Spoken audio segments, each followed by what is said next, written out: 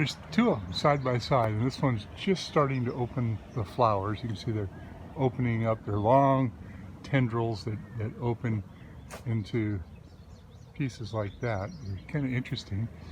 There's a really strong aroma. Up there you can see they're open up just a little bit more. And there's two of these trees side by side. And this one, for some reason, hasn't opened up yet. And if you look at this tree, there aren't any bees in it.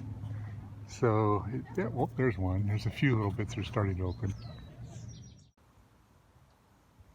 So today's kind of a kickback, relaxed day for me. It's a fun job. I got a whole bunch of Japanese maples to work on. And look at this beauty. Isn't that an amazing tree? Look at how beautiful it is. But I want to show you something. As full and as nice as this tree is, it's had a hard life. It's had some people come through this tree and really, really wail on it. Now you look up there and you say, oh, it doesn't look so bad to me. I can't really see anything going on. And this is where you have to look closely. You know, as an arborist or a tree trimmer or homeowner that works on their own trees, you can't look at the overall exterior of the tree or the volume of foliage to make judgment calls. So if you look up and through there, you can see that at one time somebody came through and made a lot of really, really, I'm going to call them hostile cuts, really harsh cuts. The tree was topped, it was rounded over so significantly, and then it suckered out. And over time, you know, even some of the small cuts, here's a good example right here. This was cut off, and these are all suckers that came off of this. But these are little areas of decay that's setting in. Look at this one over here. This one was cut off, and these are sprouts that came off of it. This is rotted off. This little bit right here is dead. I'm going to get that out of there. And you're constantly fighting all the little bits, and everywhere you look, you can see old wounds. There, see, this was cut off right here, and these are all suckers. So somebody treated this tree with no regard for proper pruning. But even despite that, this tree is trying to survive. So when I'm looking at a tree like this, it's really hard to make judgments on what's going to happen.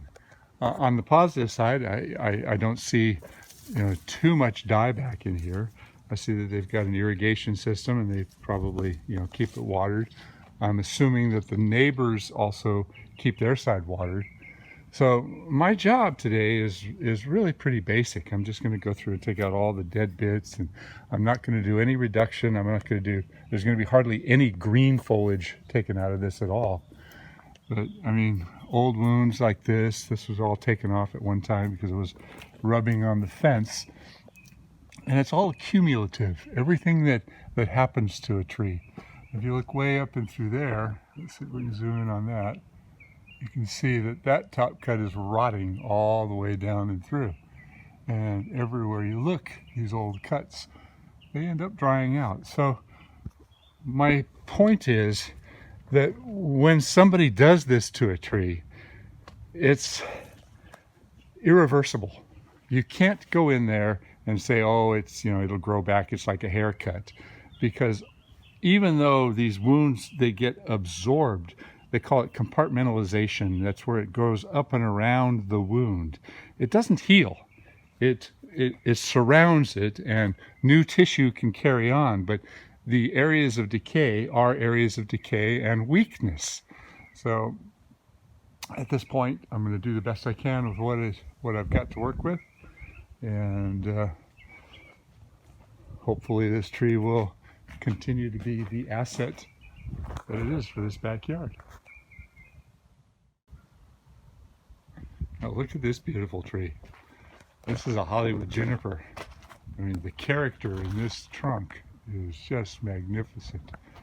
But when you look up, this tree was also topped off at one point. I don't know what it is, you know.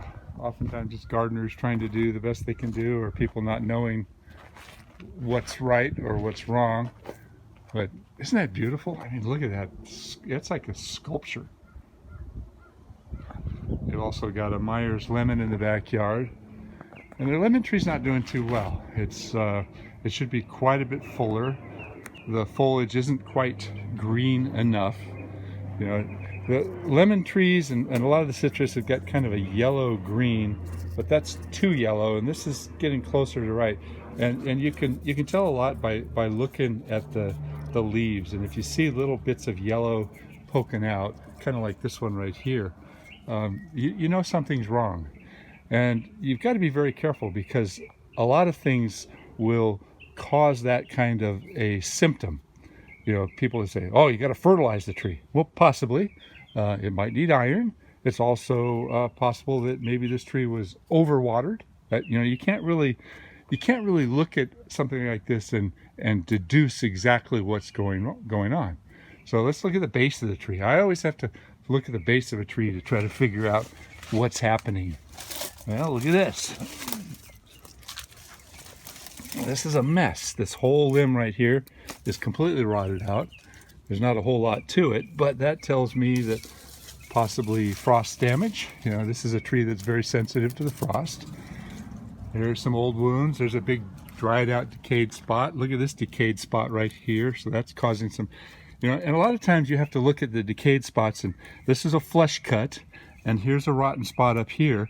So between here and here, the integrity of the volume of the healthy cambium tissue is reduced by the number of wounds. And there's another area of wounding down here. There's a little spot down at the bottom here. So always look at the base of the tree to see what's happened in the past before you look at the foliage and say, oh, it needs fertilizer or it needs this or that. But I can say that the soil back here is rock hard. This tree could probably benefit from, I would say, a couple of inches of mulch over this whole area, more attention to the watering. You know, what I always tell people is when they ask me what's wrong with the tree and I look at the soil, I say, start by digging a hole, because you can learn a lot about the consistency of the soil, the solidness of the soil, the ability for water to percolate. So my guess is that this is not a situation of overwatering. I don't see any sprinkler heads in here, and the rest of the plants are just barely living. So this I see is a condition of neglect. Not a lot of fruit on the tree either.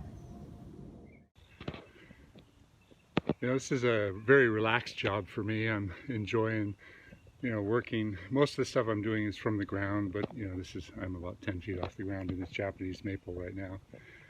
And I'm looking around me and I see the results of the topping that I was talking about. And here, let me show you a little bit closer. So everywhere I look, you can see big old top cuts, and this one was done multiple times. And at one time there was a top cut there.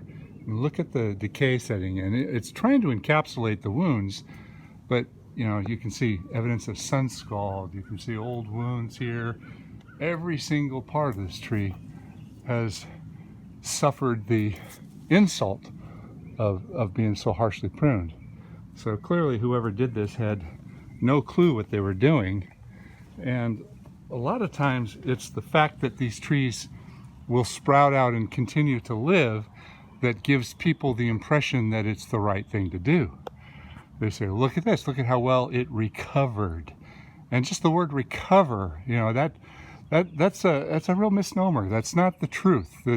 The harsh cuts that were made on this tree are the beginning of the end. How long can this branch survive? When this rot gets down into here, and then they lose this one. When the rot over here spreads down into here, and they lose this one. The rot over here, this one's going. You know, you can see there's already a lot of branches that are completely died back or starting to die back. I'm going to do the best I can. That's all you can do. You know, sometimes it's just about trying to prolong the life of the tree. But keeping the integrity of a full canopy is really, really critical on any tree, but especially a thin bark tree. Because if the sun sits and bakes on this, it's going to cause what's known as sun scald. And here's the evidence of sun scald. It dried out and actually has grown up and around it, but if I was to dissect this branch right here, I'm sure I'd find all kinds of brown streaking and all kinds of problems. Look at this wound over on this side here. Everywhere I look, I find old stubs and, just a harshness. So they wanted me to come in here because they knew that I'm a professional and I do things right.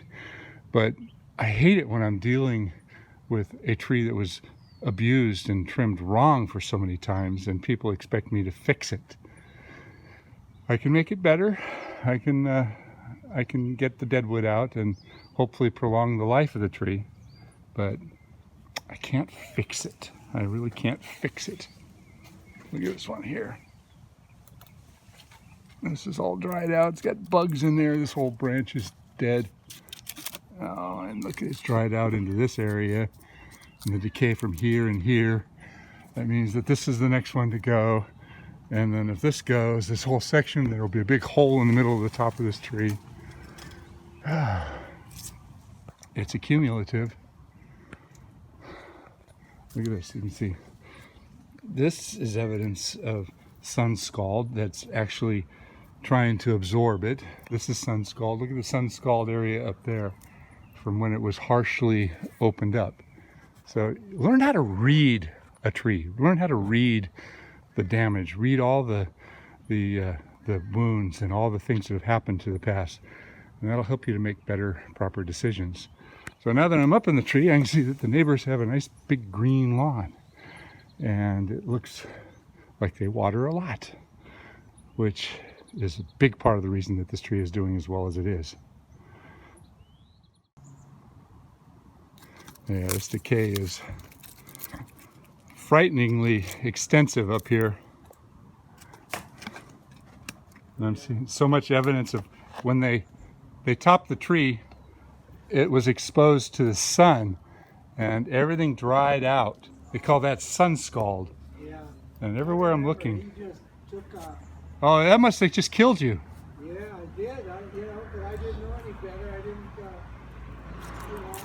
didn't realize that it was going to hurt it. And he probably said, oh, it's like a haircut. It'll grow back. That's what he told me, yeah. Yeah, well, it's... He said wherever I cut off, three shoots will come out or something. That's true, but you can't get away from the fact that you cause irreversible long-term decay and damage that doesn't fix itself. Yeah, and he made those knobs, where they cut off, it was like a big knob.